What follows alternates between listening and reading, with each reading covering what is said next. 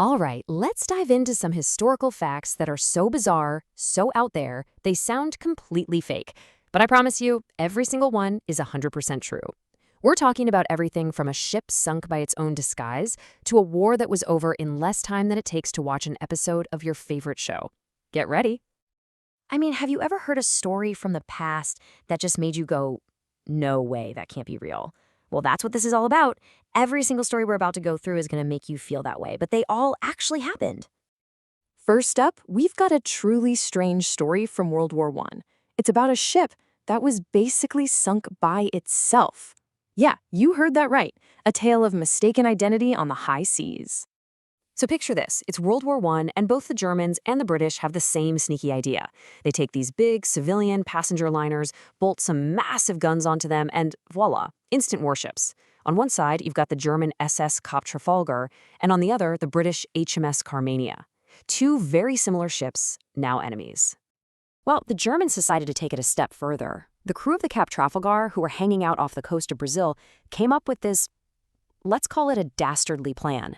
They thought, hey, let's set a trap. So they disguised their ship to look exactly like the British HMS Carmania. We're talking a new paint job, a fake smokestack, the whole 9 yards. And this is where it gets absolutely wild. Guess who happens to be patrolling in that same area? The real HMS Carmania. It spots its own twin on the horizon. Can you just imagine the confusion on that bridge? The British give chase, the Germans are totally caught off guard, and a crazy 2-hour battle breaks out. And the result? The Kap Trafalgar gets sunk by the very ship it was pretending to be. You couldn't make this stuff up. The ultimate case of historical irony. Okay, so for our next story, we're shifting gears to the end of World War II. This is one man's absolutely incredible and harrowing tale of survival. On August 6, 1945, a 29-year-old man named Tsutomuya Yamaguchi was in Hiroshima on a business trip. He looks up, sees a single American bomber and a small object falling. And then, a flash of light, so bright he called it a magnesium flare. He dove for cover just as the shockwave hit, throwing him through the air. He survived the world's first atomic bomb, but with severe burns and ruptured eardrums. After a terrifying night in an air raid shelter, all Yamaguchi wants to do is go home. So he gets on a train and heads back to his hometown, Nagasaki. And believe it or not, despite being seriously injured, he reported for work the very next day, on August 9th. Now this is a moment of just staggering irony. Yamaguchi is in his boss's office trying to explain the unbelievable destruction he saw in Hiroshima. His boss thinks he's gone crazy and says something like, "You're an engineer, you know that's impossible. A single bomb couldn't wipe out an entire city." And right at that moment, another blinding white flash fills the room. It was the second atomic bomb. Unbelievably, Yamaguchi survived this second blast too. He later became the only person officially recognized by the Japanese government as a Niju Hibakusha, which literally means twice-bombed person. It's just incredible. And while he's the only one with the official title, it's thought that maybe as many as 165 other people shared the same unbelievably tragic fate.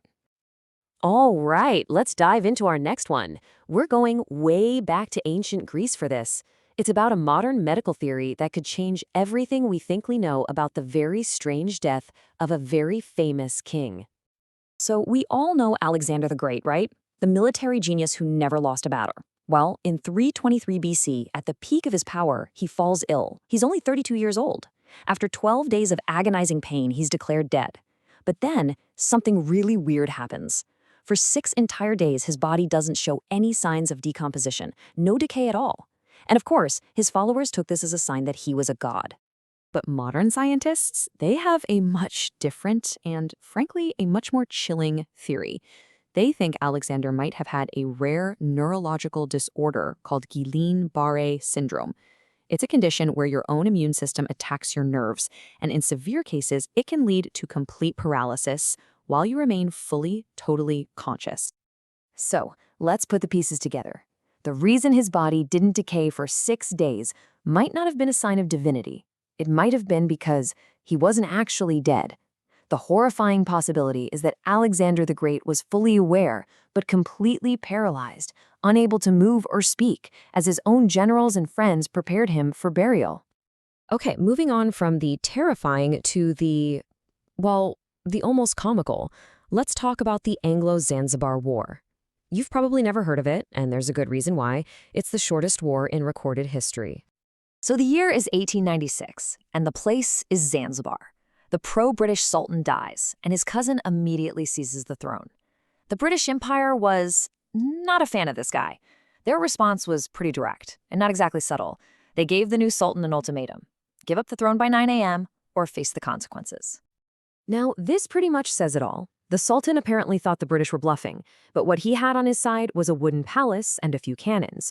What the British had pointed directly at his palace were 4 of the Royal Navy's most advanced, heavily armed warships. This was not going to be a fair fight. The Sultan refused to back down. So, at exactly 9:02 a.m., the British ships opened fire. The palace was turned into splinters in minutes, and by 9:40 a.m., it was all over. The entire war, from start to finish, lasted just 38 minutes. The final tally was pretty lopsided. About 500 of the Sultan's defenders were killed or wounded. And on the British side, 1 sailor got slightly injured. That's it. The British installed their preferred Sultan that very afternoon, a brutal and very quick display of colonial power. Okay, for our last fact, we've got a real head-scratcher. This one is all about the strange timeline of human discovery and how we actually managed to find a new planet way out in space before we found the last continent right here on Earth. So, think about it. Since ancient times, people have known about Mercury, Venus, Mars, Jupiter, and Saturn. You can see them in the night sky. Then, in 1781, using a newfangled invention called the telescope, we formally discovered a 7th planet, Uranus. But it wasn't until 1820, almost 40 years later, that human beings finally laid eyes on the mainland of Antarctica for the first time. Just let that sink in for a second. We found a new planet, a giant ball of ice and gas, billions of miles away, almost 4 decades before we officially found an entire continent right here on our own planet. It's just a crazy testament to how much of our own world was still a complete mystery. You know, when you put all these stories together, a battle between identical ships, a man who survived the unthinkable twice, a war that was over before tea time, it really proves one thing. History is often way stranger, funnier, and more ironic than any work of fiction. The truth is the most unbelievable story of all. It just makes you wonder, right? What other mind-bending, no way that's true stories are just hiding out there in the pages of history, waiting for us to find them. Thanks so much for tuning in.